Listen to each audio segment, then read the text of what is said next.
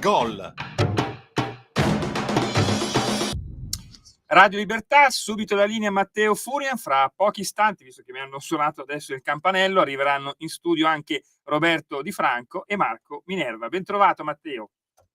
Grazie mille caro Giulio, buonasera a tutti i cari radioascoltatori di Radio Libertà, ben ritrovati in una nuova puntata della legge del gol. Io per motivi logistici oggi la farò da casa e in studio adesso stanno arrivando i miei compagni d'avventure. Anche questa sera purtroppo il buon Fede Pontillo non ci sarà per motivi lavorativi. Adesso in attesa dei miei due altri compagni, due banditi della legge del gol e due cuori rossoneri, intanto vi leggo però il numero per intervenire: 02 92 94 72 22, oppure scriveteci su WhatsApp al 346 642 7756. Ripeto, 02 92 94 72 22. Rieccoci. Allora, io intanto, prima di iniziare un attimo la puntata, sicuramente è una puntata calda questa rispetto alle altre volte. Ci sono tantissimi argomenti da affrontare insieme. Penso in primis ai risultati di Inter e di Milan. Si riparlerà dopo 20 anni di derby in Champions League. Sono curioso di sapere che cosa ne pensate voi radioascoltatori. Siete carichi? Siete contenti? Lo chiedo soprattutto ai milanisti e interisti. Io personalmente un po' meno. Sono contento perché comunque mi ricordo ancora che quando eravamo ai quarti di finale c'erano persone che già inneggiavano al derby, sia interisti che milanisti. Non capisco quei tifosi, perché per quanto può essere bello vedere due squadre di Milano, le due squadre antagoniste, un derby così sentito come quello tra Inter e Milan in una semifinale di Champions League, per la carità può essere sentito quanto vogliamo, però ragazzi il cuore non mi regge. Comunque questo è un altro discorso e lo affronteremo anche dopo con il buon Marco Minerva e il buon Roberto Di Franco.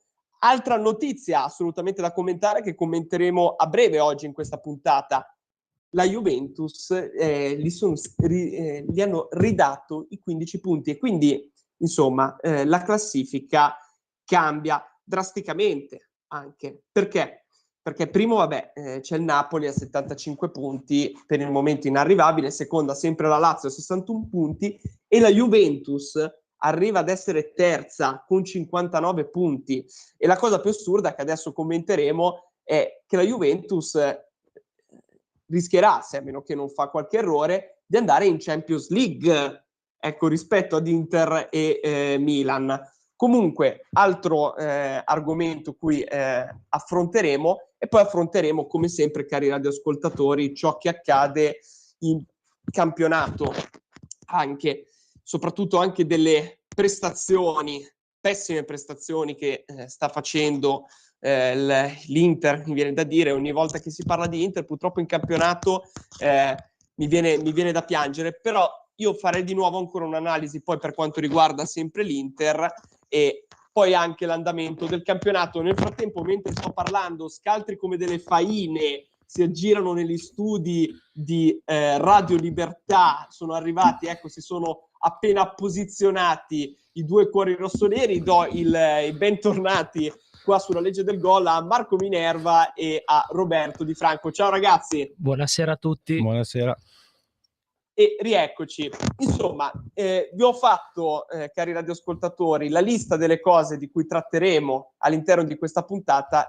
Partiamo senza perdere tempo, però mi raccomando, chiamate, intervenite, anche se avete alte fedi calcistiche, soprattutto sul primo argomento. Inter e Milan sarà di nuovo derby. 02 92 94 72 22, o se no scriveteci su WhatsApp al 346 642 7756. Però chiamate 02 92 94 72 22 e poi basta, non lo ripeto più, lo ripeto tra 40 minuti verso la fine della puntata.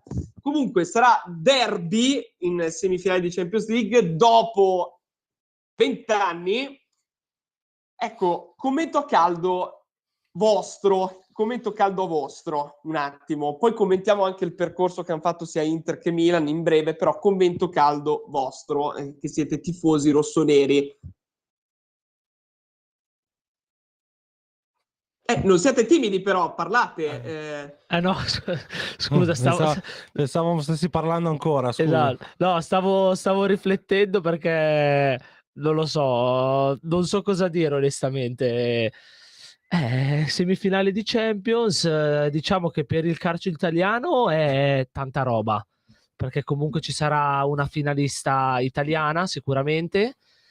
Se devo parlare invece da tifoso, ti dico che il cuore Non regge. non so se reggerà. Vabbè, diciamoci la verità, sarà bello per tutti i tifosi neutrali, per chi è tifoso di una delle due squadre sarà un bel problema.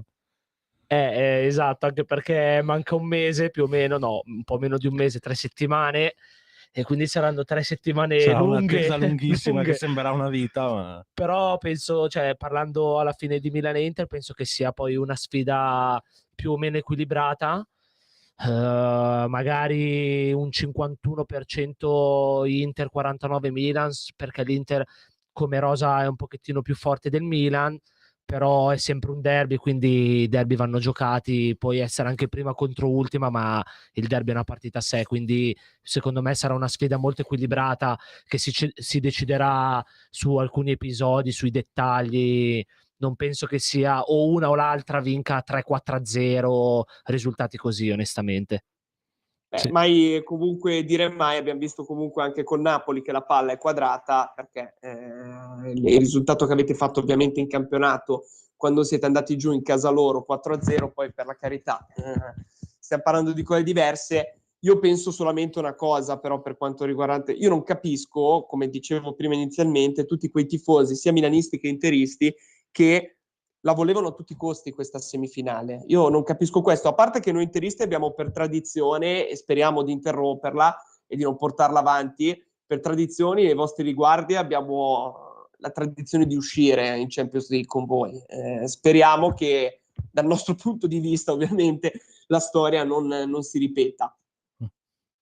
Ma speriamo fino a un certo punto, nel senso, noi speriamo il contrario, però sarà una partita tosta, perché comunque al di là dell'andamento in campionato, queste partite in Champions, comunque sia Milan che Inter in Champions hanno un'altra faccia, per in questo momento parlo, perché se vediamo il campionato e il cammino in Champions sono un po' due cose diverse, un po' per entrambe. Quindi penso che, come ha detto anche prima Marco, sarà una partita abbastanza alla pari, vincerà, passerà il migliore, andrà in finale. Però posso dire che l'avevo detto io, se ben vi ricordate, ai microfoni di Radio Libertà io l'avevo detto che secondo me ci sarebbe giocato un derby Milan-Inter. Detto, però era difficile da anticipare, più che altro non tanto per l'Inter, ma comunque noi andavamo incontro a un Napoli che in campionato sta dominando, non era semplice, poi non c'era ancora stata la parete di campionato a Napoli, quindi era difficile prevedere che saremmo passati. Io ripeto, quando si parlava di Napoli-Milan, dello scontro, io ho sempre pensato che in verità il Milan poteva vincere tranquillamente, perché comunque è vero che il Napoli ha fatto una prestazione fantastica in campionato, anche in Champions League poi, Sì. Ricordiamo con Liverpool, anche se era un Liverpool un po' malmesso quest'anno, però è sempre il Liverpool con i suoi giocatori, non è che non c'erano. Quindi sicuramente bisogna dare a Cesare quel che è di Cesare, nel senso che hanno giocato sicuramente un ottimo calcio, però anche il Milan comunque l'anno scorso ha vinto lo scudetto, state giocando bene o male, pochino forse peggio rispetto ovviamente all'anno scorso, perché sennò ovviamente i risultati erano diversi, però vero o male il gioco del Milan è quello, non è che ci siano stati tanti cambiamenti, secondo me ce la potevate fare, infatti ce l'avete fatta tranquillamente. Io personalmente vi dico, con l'Inter non ero così sicuro, ma non perché era l'Inter così. Alla prima partita, per come ha giocato poi il Benfica, io sono rimasto abbastanza sbalordito, ma penso che tutti sono rimasti un po' sbalorditi di come ha giocato il Benfica in casa propria. Sì, no, in effetti, anche perché comunque adesso magari non seguendo quasi praticamente per nulla il campionato portoghese, sentendo comunque i giornalisti, chi se ne occupa, si parlava di attenzione all'Inter perché il Benfica sta facendo un campionato ottimo, è una squadra forte e quindi erano tutti preoccupati di aver preso questo Benfica. Invece poi, non per screditare quello che ha fatto l'Inter, però mi è sembrato comunque nelle due partite poca cosa alla fine. Sì, ha pareggiato ieri poi con quei 2 gol fatto 3-3, però ormai era finita la partita, quindi poco contavano. Sì, non è che hanno fatto il pareggio al 60esimo, hanno lottato, hanno avuto sfortuna tutta la partita, così. No, quello hai assolutamente ragione su quel, su quel punto lì. Comunque, giusto una cosa che ci ha un attimo stupito, che ce ne siamo accorti adesso, che c'è il ritorno dei quarti di finale di Conference, che la Fiorentina aveva vinto 4-1 all'andata, adesso sta prendendo 3-0, quindi sono pari per il momento. No, io quello che volevo dire solamente per quanto riguarda il Benfica è vero, tutti hanno alzato le antennette quando è capitato il Benfica contro l'Inter per l'ottima prestazione che sta facendo in campionato, però c'è andata, se vogliamo, noi abbiamo giocato bene, però c'è andata anche bene che non erano in perfetta forma, perché in campionato adesso stanno calando, anche in campionato, perché comunque c'è il Porto che è dietro a 4 punti di distanza, se non erro, ce li ha recuperati comunque, e c'era poco tempo fa c'era un divario molto più ampio, e quindi infatti sentivo e leggevo comunque che l'allenatore del Benfica in questo momento è un pochino preso di mira dai tifosi del Benfica, non è tanto gradito perché per la discesa che sta facendo, che ha fatto in Champions, ma anche in campionato, perché si pensa che anche obiettivo campionato da parte del Benfica si sfumi in qualche modo. Vabbè, fatto sta che ci ritroviamo comunque 2 squadre di Milano, 2 squadre come Inter Milan in una semifinale di Champions League. Se da una parte comunque riempie il cuore di gioia vedere la propria squadra in una semifinale di Champions, torniamo sempre al solito punto, sarà un derby, sarà dura, è inutile tanto fare, a parte che non li facciamo mai, pronostici, però in questo caso direi proprio anche di evitare. Se lo vuole fare qualche radioascoltatore siamo felici di ascoltarvi, ma non penso che qualche tifoso milanista interista faccia qualche pronostico, magari qualche tifoso juventino, che è lì che si guarda la partita con i popcorn. Sì. Ma a proposito di Juventus, è tutto da rifare. A me mi viene da esordire con questa frase, è tutto da rifare, forse non tutto, perché se il rinvio della questione della Juventus sulle plusvalenze alla Corte Federale d'Appello restituisce 15 punti al club bianconero, al club di Torino, e lo riporta al 3° posto in classifica, in pienissima zona Champions, quindi la condanna in via definitiva però di 4 dei dirigenti più importanti della Juventus sono l'ex presidente Andrea Agnelli, 2 anni di inibizione confermata, Fabio Paratici 30 mesi, Federico Cherubini 16 mesi e Maurizio Arrivabene 24 mesi. Costituisce però una premessa pesante per il futuro giudizio e la possibilità di uno sconto di pena cospicuo. La partita è tutt'altro che finita, ora sarà proprio l'organo di secondo grado della giustizia calcistica, con una composizione diversa rispetto a quello che ha deciso la maxi penalizzazione, a rideterminare la sanzione sulla base delle osservazioni dell'ultimo grado di legittimità, riempiendo quella carenza di motivazioni in cui in sede di udienza aveva parlato anche il procuratore generale, soprattutto rispetto al famoso articolo 4, quello sulla mancata lealtà, il cuore della condanna. Vabbè, sono stati dati questi 15 punti alla Juventus. Diciamo che è stato... silenziosamente è arrivata questa notizia alle 7 di sera, mentre uno è lì bello tranquillo, le arriva la notifica sul telefono, sullo smartphone, e sono rimasto abbastanza un pochino stupito, anche se comunque se ne parlava che c'era questa possibilità di ridare i 15 punti alla Juventus, però bisogna sottolineare che tornano questi 15 punti in attesa però di una nuova valutazione. Questo è anche da sottolineare. Io volevo dire una cosa a riguardo.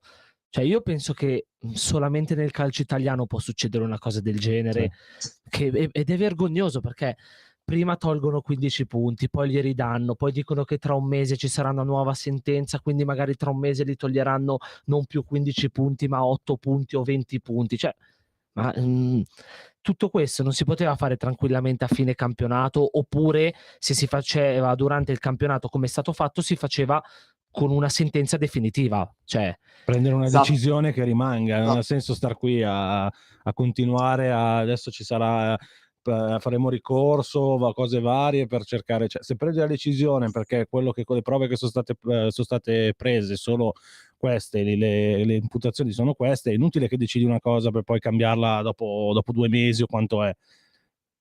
No, ma il problema è proprio questo, io concordo con te Marco, il problema è proprio questo, sono le cose fatte all'italiana, classico, questo è proprio un classico.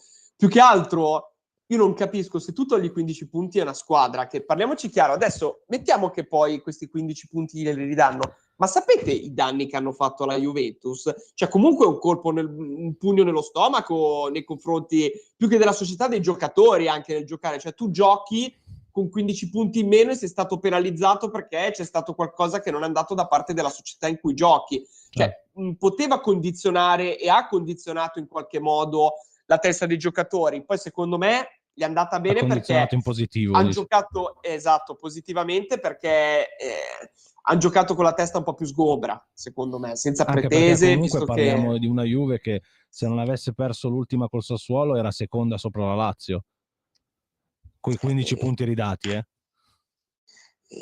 Esatto, ma quindi adesso stiamo a vedere anche come si evolverà tutta questa situazione qui. È una bella domanda.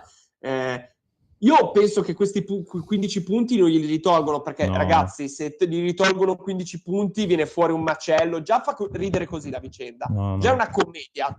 È una commedia così. Ma se in più dopo viene fuori, no, era giusto togliere i 15 punti, li ritolgono. Cioè ragazzi, la Serie A è serietà pari a zero, C'è anche tutti gli organi che dovrebbero controllare e tutelare che le leggi, le regole vengano comunque rispettate dai vari club. Cioè vale zero, parliamoci chiaro. Sicuramente Quindi non sarà definitiva, magari non gli toglieranno, adesso quando sarà, non gli toglieranno altri 15 punti, ma magari qualcosa meno nel caso, però comunque sarebbe imbarazzante in ogni caso, qualunque scelta prendano ormai. No, ma poi anche potrebbero penalizzare sulla Champions magari.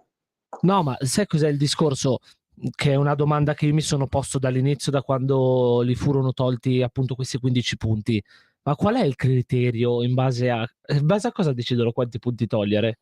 Cioè, perché 15 punti? Avranno una leggenda loro dove gravità tot, cioè la spiegassero anche alle persone comuni come noi, però, perché io da ignorante, poi magari ripeto, sono ignorante, io non lo so, ma non capisco perché 15 punti e non 8 o non 20, cioè in base a cosa? Questo è per tornare al discorso che qua si fanno le cose, qua in Italia si fanno le cose un po' così, alla cavolo, diciamo così, e si buttano in pasto delle notizie così, e senza dare un minimo di spiegazione, un minimo di ragionamento dietro. No, ma questo è proprio il problema del nostro paese, ma non solo per quanto riguarda il calcio, anzi per questioni più importanti anche. Comunque, anche su questo versante vedremo come si evolverà la vicenda. Fatto sta che la Juventus adesso è terza in classifica e in area Champions, a meno che faccia ovviamente degli errori madornali nelle ultime partite, però non penso, una goffatina gliel'ho tirata. Però vabbè, è un problema per noi e per noi e per l'Inter adesso, perché toglie noi dai posti Champions, Certo, ma senza nulla adesso, non voglio togliere. No, ma adesso il discorso è che sia il Milan che l'Inter non potrà più fare il discorso di pensare alla Champions, che già secondo me era una cavolata prima. Adesso ancora di più, perché comunque se è un'altra squadra che lotta per la Champions, una in più, devi stare attento anche al campionato, perché comunque penso che parlando per entrambe le squadre sia comunque di vitale importanza la qualificazione alla prossima Champions. Ma infatti adesso l'obiettivo di Milan e di Inter, ma anche della Roma stessa, se vuole, che è lì comunque, è quella di cercare di qualificarsi in Champions League. È quello tanto lo scudetto è andato e è inutile parlarne ancora, però è quello l'obiettivo primario, cioè la vittoria e il successo della stagione sta nel qualificarsi nella Champions League. Se Milan e Inter non ci arrivano, per quanto riguarda ovviamente il progetto Serie A, è un fallimento. Il progetto europeo, ragazzi, adesso per come va bene, ok, così, senza fare nomi di chi passerà e arriverà in finale. Fatto sta che è un ottimissimo risultato. No, vabbè, però io questa è una cosa volevo dirla. Per l'Inter il problema non c'è, perché la vincerà la Champions e quindi vada automaticamente in Champions anche l'anno prossimo. Vincendola. E non solo, sarà un problema per le italiane se la vince, perché rischia di togliere un posto poi, Ma siete voi che avete la tradizione europea, che la menate sempre, lotterete per l'ottava Champions, ma poi magari visto che abbiamo la tradizione, noi abbiamo la tradizione, ma è tutta storia, i giocatori non hanno l'esperienza, quindi perché quelli dell'Inter ce l'hanno, a parte Onana e Lukaku. Ma arriverà, e questo è l'anno buono della vendetta. Beh, scusa, c'è De Bruyne, c'è Lanoglu a centrocampo che ce l'ha. De Bruyne. Avevo capito che era un misto proprio tra De Bruyne e Modric, addirittura, o che forse fosse anche più forte, pensavo. Sì. No, vabbè, se vogliamo fare gli spocchiosi su queste cose qua, allora commentiamo di quello che dicevano di Leao, il nuovo, che hanno fatto dei paragoni allucinanti. Aspetta, non stiamo commentando quello che dicevano, qua stiamo commentando quello che lui si è autodetto. D'accordo, comunque no, a parte gli scherzi, dai, adesso a parte gli scherzi. No, ma aspetta, fammi rispondere un attimo, scusami, al tuo compagno rossonero lì, no? Perché sì, ma non t'arrabbiare, però. No, certo che mi incazzo così, vabbè, ma non è che Çalhanoğlu è un giocatore forte, ma è ovvio che non è De Bruyne, su questo sì, siamo... ma non ce l'avevo con te, lui si è autodetto, non era una critica a te, era su di lui. Ho capito, però il giocatore dell'Inter l'ho toccato. Non devi toccarglielo. No, però a parte questi sfottò qua, sono d'accordissimo con quello che hai detto te. Milan e Inter fuori dalla Champions con questi 15 punti, per me è un fallimento. Sì. C'è poco da dire. Soprattutto per il fatto che arrivavi da campione d'Italia, esatto. Va bene non vinci lo scudetto un altro anno, ma essere anche fuori dalla Ma Champions. l'unico modo per salvare la stagione, se sei fuori dalla Champions, è vincere la Champions. Ma neanche se arrivi in finale dici sono arrivato in finale, perché non serve a niente. Esatto, cioè l'unico modo per salvare la stagione se sei fuori dalla Champions è vincere la Champions. Sì. Per quanto riguarda il Milan. Per quanto riguarda l'Inter, peggio anche forse. Vale lo stesso discorso. Sì, no, dico peggio perché l'anno scorso ha perso lo scudetto, anche per quello. Cioè, certo. Do solo quell'aggravante là. Però alla fine, se stai a vedere, l'Inter magari ha vinto la Supercoppa, può andare in finale ancora di Coppa Italia, quindi diciamo che alla fine le stagioni sono là. Sì. Però se non vai in Champions è grave. No, quello è davvero grave. Poi l'anno prossimo voglio vedere, vabbè, non faccio commenti perché sembra che voglio vedere certe squadre in Champions League come se la cavano. Poi, vabbè, tipo Lazio, la Lazio, la Roma. Vorrei proprio vedere. Vabbè, lottiamo per arrivare chiaro. Adesso io in Champions. Non voglio essere proprio contro la Roma totalmente, per carità. Però secondo me, vedendo come gioca e tutto, se è lì è grazie a Dybala, cioè perché ha un Dybala in squadra, perché per come gioca con Mourinho non mi sembra che sia Mourinho quello che ha fatto la differenza, è Dybala, l'arrivo di Dybala che ha fatto la differenza. Sulla Roma, su questo io concordo assolutamente con te, guarda, Okay. su questo punto qui. Dobbiamo andare un attimo in pausa e torniamo tra 2 minuti. Stai ascoltando Radio Libertà, la tua voce libera, senza filtri né censure, la tua radio.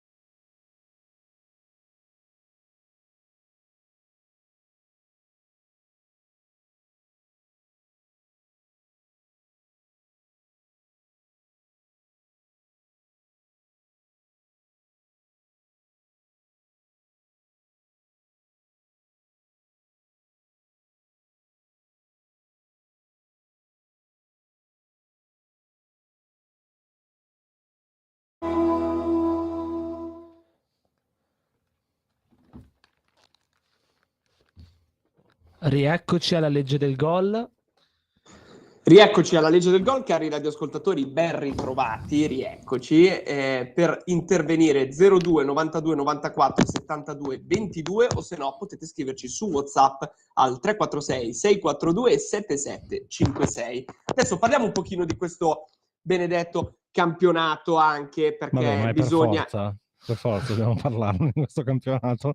Ma dai, inutile che fai così perché vi è andata anche tra virgolette bene. Noi abbiamo perso col Monza, quindi dai. Il Monza è come l'Udinese su per via. noi, è la vostra bestia nera ormai.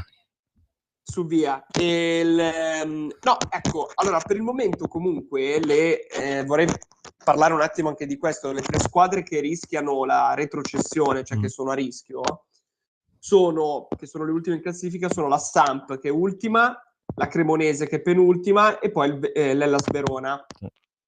Ecco, quindi anche loro non hanno giocato, vabbè, la Cremonese comunque era appena arrivata. Il Verona ha strappato un pareggio a Napoli comunque.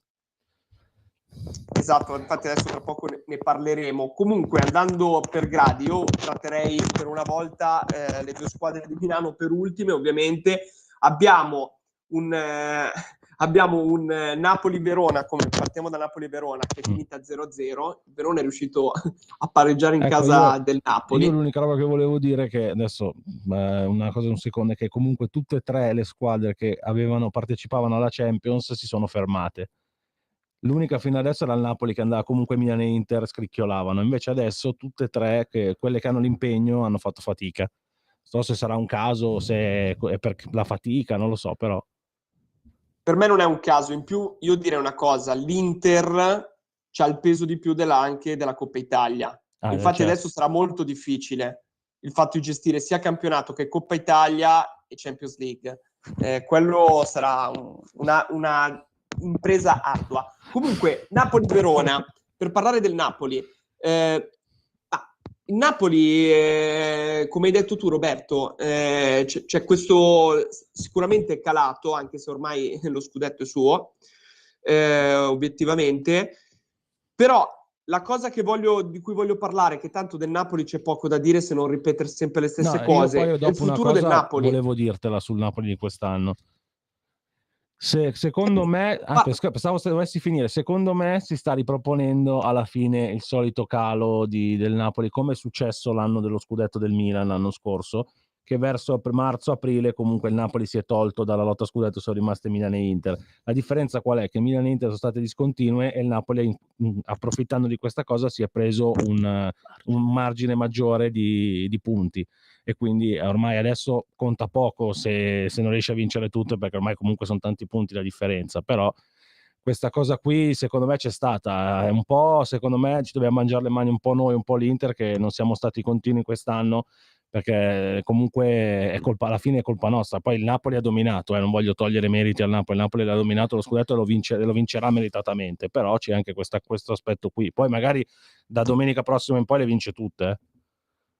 No, ma su quello poi ovviamente, come hai detto tu, non lo possiamo sapere. Io l'appunto che faccio sul Napoli invece è sul suo futuro, perché quest'anno abbiamo visto un Napoli che incredibilmente ha fatto anche, al di là di vincere lo scudetto, che è un'impresa, e anche i risultati che è riuscito a portare in Champions League, ma più che altro anche su come l'ha fatto, perché è vero che è arrivato Kvara in un modo o nell'altro, che ha comunque un giocatore davvero forte, è stato una rivelazione, ecco.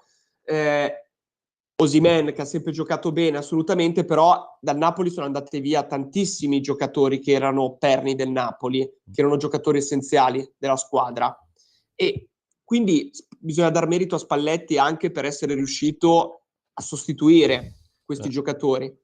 Qualcuno faceva anche il paragone con la questione di Spalletti, che dice: quando era stata la Roma ha cacciato Totti, al Napoli ha cacciato tutti i giocatori napoletani o comunque quei senatori del momento. Cioè lui fa sempre questa cosa qui, solo che questa volta però gli è andata anche bene, diciamo. No, beh, Sì, beh, io sono d'accordo con quello che avete detto. Aggiungerei però che secondo me, vabbè, nel caso specifico di questa partita col Verona, diciamo che secondo me il Napoli aveva riposto tutte le energie sulla partita poi di martedì in Champions contro il Milan. Quindi questa partita non la considererei più di tanto per capire se veramente il Napoli sta avendo un calo fisico, mentale o altro. La cosa che mi ha stupito è un po' le 2 partite di Champions fatte col Milan, perché sì, è vero che ha avuto occasioni, però parlando dell'ultima di martedì mi aspettavo molto di più dal Napoli, Sì. onestamente. Dato appunto anche che il campionato comunque è già vinto, che comunque si poteva permettere di far riposare qualche giocatore, di perdere o pareggiare qualche partita, mentre ad esempio Milan e Inter in campionato dovevano comunque continuare a vincere, che poi non l'hanno fatto, però teoricamente dovevano continuare a vincere mettendo sempre i titolari, cosa che poi non hanno fatto, Sì. soprattutto il Milan, però sono andati avanti in Champions League. Poi la cosa strana è che comunque probabilmente hanno giocato meglio all'andata. Al ritorno io mi aspettavo che il forcing, oltre che all'inizio che c'è stato, fosse almeno, non dico 90 minuti, ma primo tempo cercassero di fare almeno di pareggiare per poi il secondo tempo cercare di ribaltarla al massimo, o fare 2 gol all'inizio. Invece poi c'è stato l'inizio, proprio i primi 5 minuti o 10 che sono andati a un ritmo forsennato, hanno avuto un paio di occasioni e poi invece c'è stato un po' di blocco, poi alla inizio del secondo tempo hanno ricominciato, ma è sembrato strano anche a me questa cosa qui, che comunque col margine che hai di vantaggio ti potevi concentrare di più sulle partite di Champions, invece per carità non dico che ha fatto male, però forse veramente quel 4-0 che abbiamo, che quando ha perso con noi tutti dicevano non succede niente, una partita storta, però magari veramente gli ha tolto alcune certezze magari.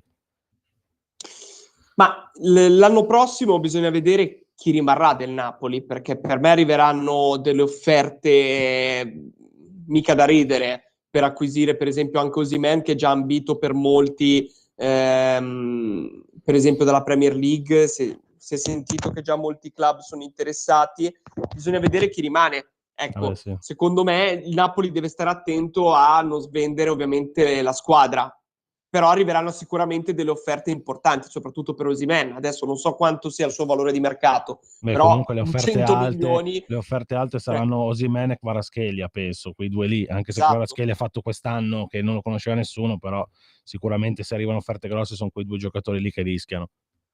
Io comunque penserei a un Osimhen a un 120-130 milioni, Kvara per me un 70-80 ci arriva, secondo me, di valutazione. Però è ovvio che quando ti arrivano delle offerte così, la società generalmente vende. È vero che dopo con quei soldi lì, tipo, alla fine vendendo 2 giocatori arrivi a 200 milioni quasi Sì, di scusami euro. Teo, però volevo fare una precisazione, cioè più che una precisazione volevo togliere questo sassolino dalla scarpa, diciamo, perché tutti parlano di Kvara, meglio di Leao, di qua di là.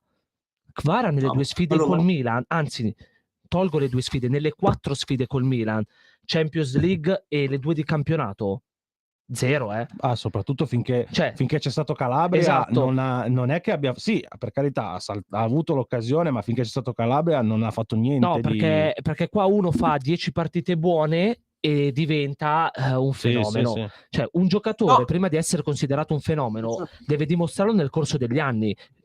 Kvara, fortissimo, sono il primo a dirlo, ma considerarlo un fenomeno, secondo me, c'è un po' di differenza. Deve dimostrare ancora, visto che comunque nelle partite importanti quest'anno non ha fatto bene, perché ti ho citato le 4 col Milan, ma ti posso citare anche quella con l'Inter, perché in campionato in casa con l'Inter non ha fatto bene neanche contro l'Inter. Poi adesso tutte le partite non me le ricordo, però comunque un giocatore lo devi valutare non solo quando gioca contro il Verona, il Bologna, il Monza, devi valutarlo anche nelle grandi partite. E per ora nelle grandi partite non ha sempre fatto benissimo come poteva fare. No, ma anch'io sono d'accordo, però sappiamo adesso che lo si diceva perché Esatto. sappiamo che comunque il mercato è quello che è, quindi adesso ormai con un anno buono diventi un giocatore da 50, 60, 70 milioni, quindi poi fa solo schifo, per quella poi cosa io lì. concordo con te con quello che hai detto, poi magari fa schifo perché non rende, perché tu hai assolutamente ragione che non è che basta una stagione buona, anche perché Noi abbiamo visto, ne abbiamo testati di giocatori che hanno fatto anche in altri club una stagione buona, da fenomeni che sembravano le nuove icone del calcio mondiale, e poi si sono rivelati dei grandissimi flop allucinanti. Quindi io su questo concordo assolutamente, però come diceva Roberto, il marketing nel calcio odierno funziona così alla fine. Questo qui si è comportato, intendo dire, è arrivato sconosciuto dalla Georgia, non è che arrivava da una squadra già forte così, arriva, ti fa il fenomeno, nel senso che ti fa i numeri, salta l'uomo, ha un tiro allucinante, così ha fatto i suoi gol, si è presentato bene, comunque con dei risultati ottimi, ragazzi, sia in termini di reti che di assist. Ma anche in Champions, poi comunque, al di là che magari nell'8avo con l'Eintracht ha sbagliato il rigore, ma poi subito dopo ha fatto l'assist per Osimhen, quindi anche in Champions si era presentato bene, semplicemente magari in altre partite un po' con più importanza abbiamo visto che ha fatto un po' più fatica, però poi magari l'anno prossimo sarà ancora meglio di quest'anno, Ma è stato ma più che altro lui è stato traghettatore del Napoli, di una squadra che ha vinto lo scudetto, è arrivata ai quarti di finale di Champions League e stava per arrivare in semifinale, e cioè uno dall'esterno lo vede così, capito? Cioè è quella la sua immagine, per quello che secondo me acquisisce valore. Faccio un esempio, Marco, io ti do assolutamente ragione, vedrai che se l'anno prossimo un esempio rimane a Napoli, metti caso che non fa la stessa stagione che ha fatto quest'anno, ma fa veramente peggio, che si dimostra un po' un mezzo flop, tra virgolette, cioè che è stata solo l'annata buona, ovviamente crolla completamente di prezzo così. Però sappiamo che quando un giocatore fa una stagione spettacolare, è il perno di una squadra, è traghettatore di una squadra, la squadra fa bene in un determinato campionato o competizione, schizza le stelle il suo listino di prezzo. No, ma io su questo sono d'accordo e io penso che sia fortissimo come giocatore, assolutamente. Però, ripeto, un conto è dire che è un giocatore forte, ha dimostrato qualcosa, un conto dire è un fenomeno, 200 milioni di euro, di qua di là. Perché se io devo scegliere tra Kvara e Osimhen, secondo me in questo momento è molto più forte Osimhen. Ed è anche molto più decisivo. Anche perché anche con noi martedì una palla ha toccato, gli è arrivata una palla giocabile e l'ha buttata dentro. Ed è anche molto più decisivo di Kvara, secondo me, in questo momento. Poi tra un anno, 2 anni, 3 anni, magari Kvara diventerà anche più forte di Osimhen, però ad oggi è così. Io mi sono agganciato a questo discorso per il fatto che dicevano che era più forte di Leao. Io Leao sono il primo che lo critica perché non è continuo nelle prestazioni che ha. Ti fa la partita da campione, ti fa la partita dove fa schifo. E infatti io Leao non lo ritengo un fenomeno ancora, anche se è giovane, e lo stesso vale per Kvara. Ha fatto 15 partite buone questo ragazzo qua, lasciamogli il tempo di crescere senza troppe pressioni. Addirittura lo paragonano a Maradona, ragazzi, cioè, ma come l'abbiamo sempre detto anche dei vari Leao, di Tonali, lo dicevamo sempre, lo stiamo dicendo di De Ketelaere, che è arrivato, doveva essere Kakà.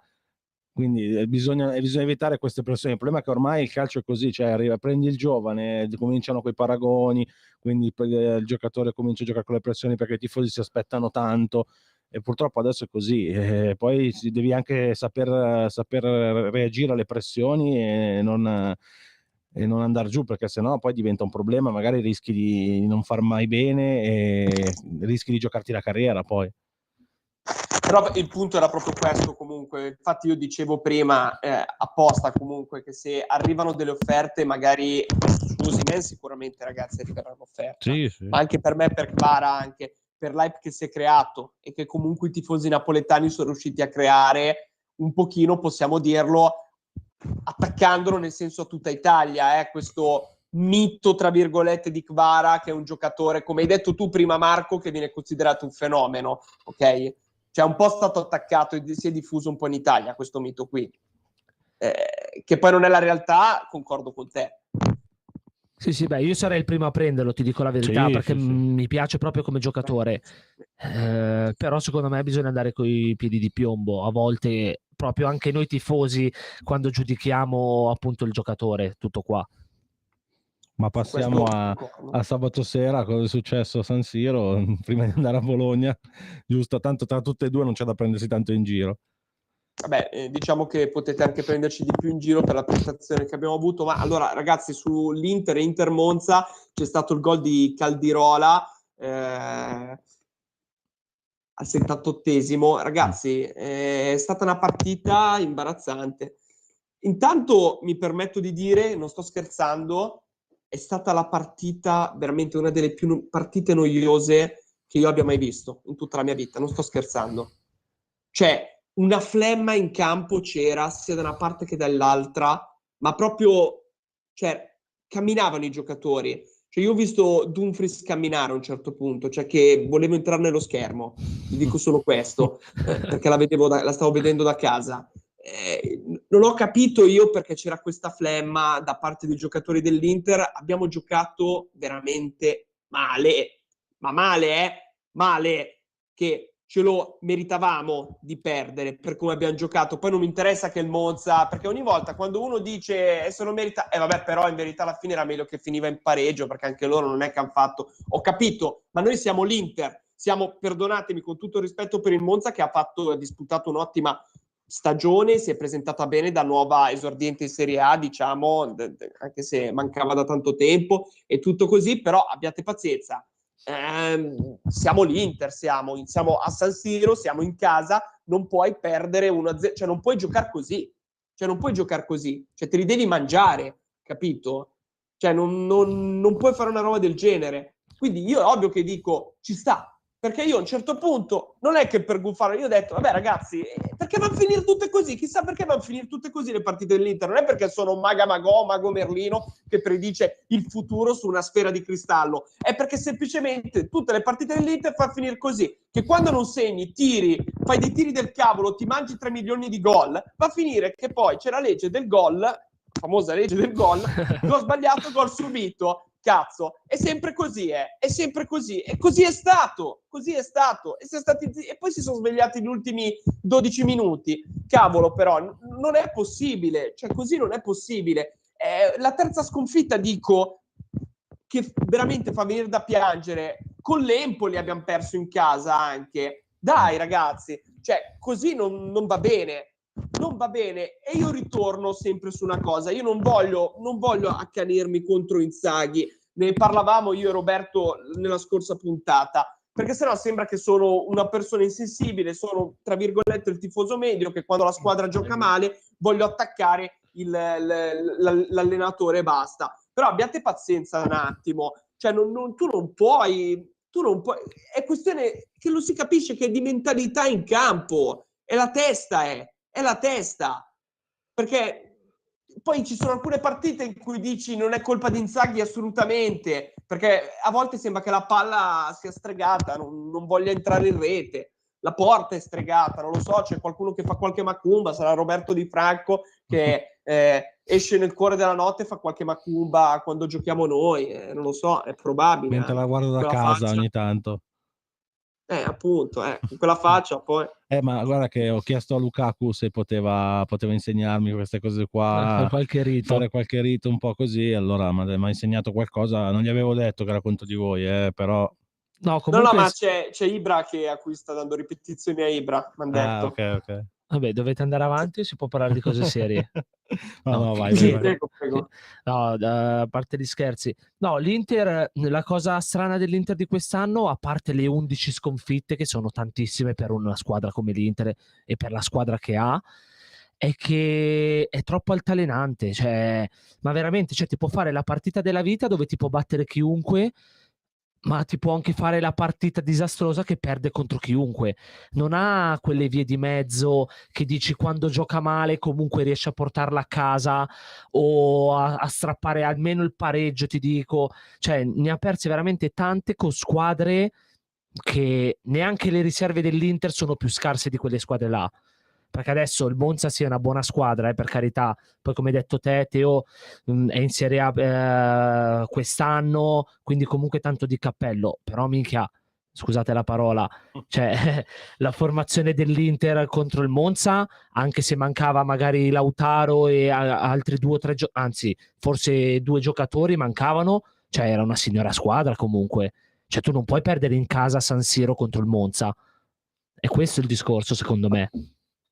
Non puoi, è quella la cosa più imbarazzante per quanto riguarda l'Inter. E ragazzi, non lo so, io l'ho detto, una colpa sicuramente ai giocatori per come stanno giocando, però una colpa ce l'avrà anche l'allenatore. Io non capisco chi dice ma Inzaghi devi ringraziare per quello che ha fatto in Champions League, però mi verrebbe da dire, scusatemi un attimo, a sto punto dico grazie ai giocatori, non tanto a Inzaghi.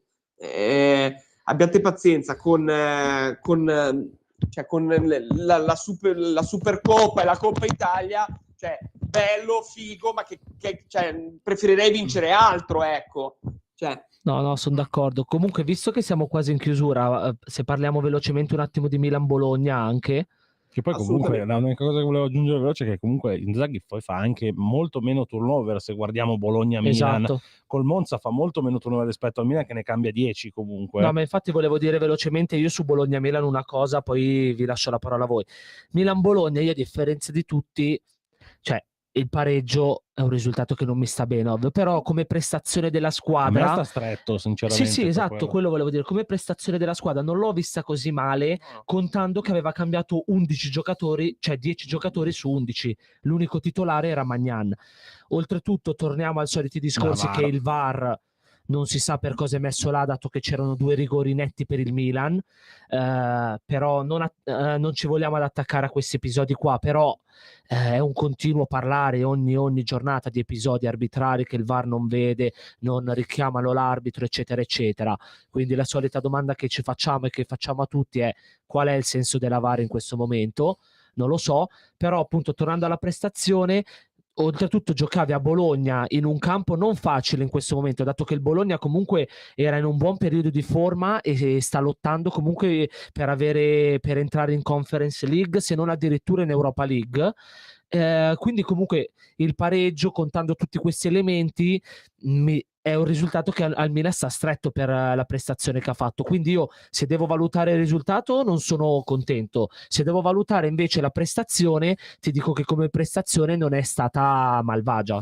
No, pur essendo le seconde linee che tanti parlano, dicono che comunque è anche in parte vero, che il Milan comunque il limite che ha è proprio quello, che non ha delle riserve completamente all'altezza, però comunque pur averne cambiate 10 su 11 a Bologna non hai giocato per niente male, anzi hai creato tante occasioni comunque.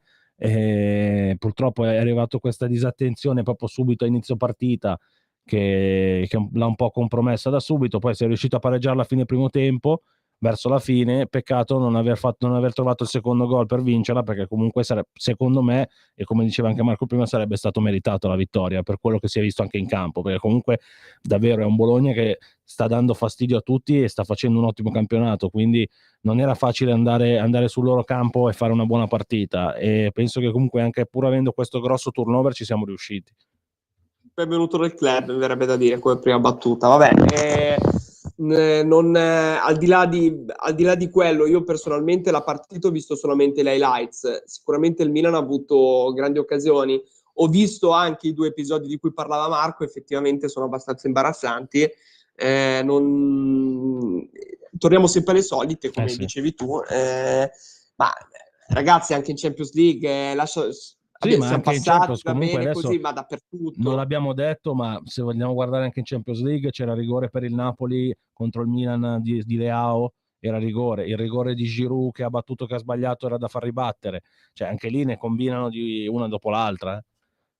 No, ma anche con l'Inter ieri sera c'era un rigore netto, scusatemi, perdonatemi, il gol che hanno tolto Lautaro era gol. Cioè che spinta era, ragazzi, dai. Cioè che spinta è, ha appoggiato che spinta è, vabbè. Comunque siamo arrivati anche questa sera, alla fine della legge del gol. Io come sempre ringrazio Marco Minerva e Roberto Di Franco. Grazie a tutti e grazie a te. Grazie a te, buona serata a tutti. E noi ci rivediamo alla prossima puntata della legge del gol. Buone feste e buon riposo. Avete ascoltato La legge del gol.